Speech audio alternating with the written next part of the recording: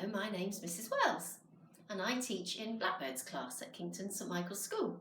Today I'm going to read a story to you and it is called A Squash and a Squeeze, and the lady who wrote the book, the author, is Julia Donaldson.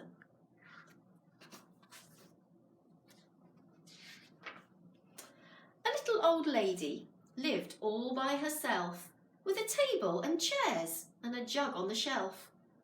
A wise old man heard her grumble and grouse.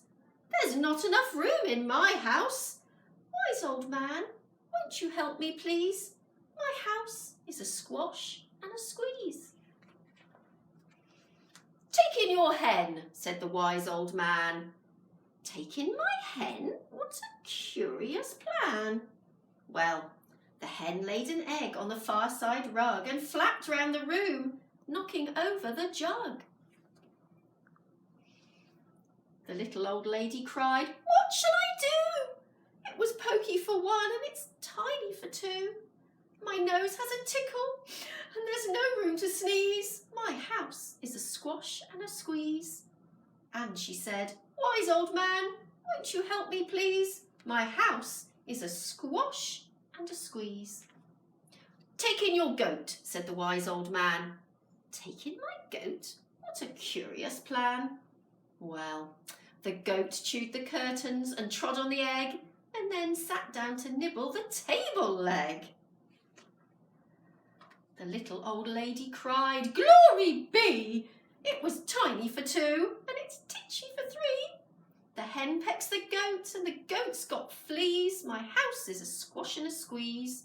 And she said, "Wise old man, won't you help me please? My house is a squash and a squeeze." "Take in your pig," said the wise old man. "Take in my pig? What a curious plan." So she took in her pig, who kept chasing the hen and raiding the larder again and again. The little old lady cried, "Stop, I implore! It was titchy for three, it's teeny for four. Even the pig in the larder agrees. My house is a squash and a squeeze." And she said, "Wise old man, won't you help me please? My house is a squash and a squeeze." "Take in your cow," said the wise old man. "Take in my cow? What a curious plan." Well, the cow took one look and charged straight at the pig and then jumped on the table and tapped out a jig.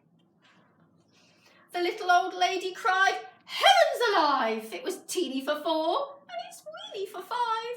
I'm tearing my hair out, I'm down on my knees. My house is a squash and a squeeze." And she said, "Wise old man, won't you help me please? My house is a squash and a squeeze." "Take them all out," said the wise old man, "but then I'll be back where I first began." So she opened the window and out flew the hen. "Oh, that's better.